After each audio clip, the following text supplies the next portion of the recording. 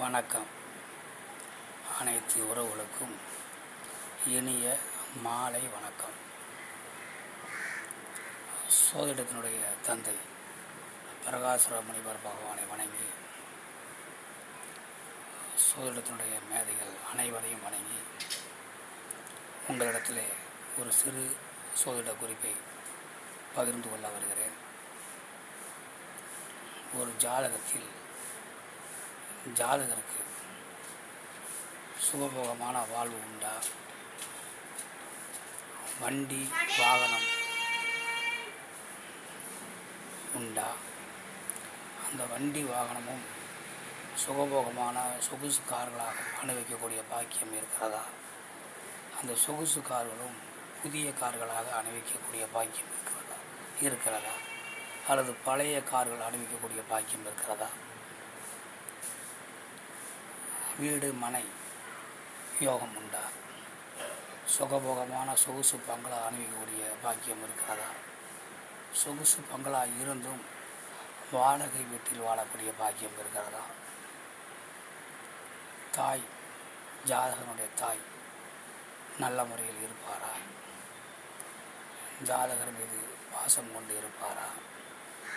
ஜாதகர் தன் தாய் மீது பாசமாக இருப்பாரா? தாய் நல்ல முறையில் இருப்பாரா?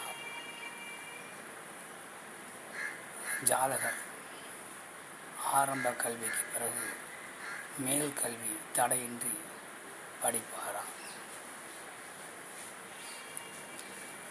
இதையெல்லாம் பார்ப்பதற்குத்தான் லக்னத்திற்கு 4ஆம் வீடு உள்ளது.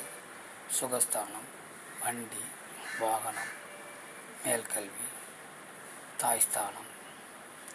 இந்த ஸ்தானம் 4ஆம் வீடு, லக்னத்திற்கு 4ஆம் வீடு. அந்த வீட்டில் யார் இருக்கிறார்கள்? இருக்கக்கூடிய கிரகம் லக்னத்திற்கு எந்த பாவகத்தை சேர்ந்த கிரகம்? அந்த கிரகம் எந்த நட்சத்திர சாரத்தில் இருக்கிறது? அந்த லக்னத்திற்கு 4ஆம் வீட்டு அதிபதியான சுகஸ்தானாதிபதி லக்னத்திற்கு எந்த பாவகத்தில் இருக்கிறார்?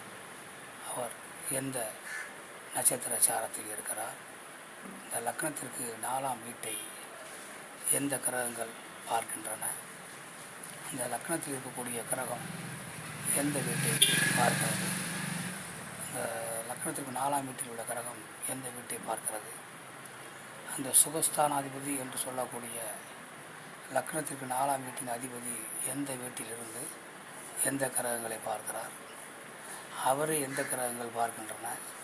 இதையெல்லாம் ஆய்வு செய்து பின்புதான் ஜாதகருக்கு அந்த சுகஸ்தானத்தினுடைய நல்ல பலன்களான சொகுசு கார், சொகுசு பங்களா, தாயின் அன்பு, தாய் மீது இவர் செலுத்தும் அன்பு, மேல் படிப்பு, மண்மனை யோகம், இவைகளை நாம் தெளிவாக சொல்ல முடியும் என்பதை கூறி மற்றவற்றை நாம் அடுத்த வீடியோ காண்போம். நன்றி, வணக்கம்.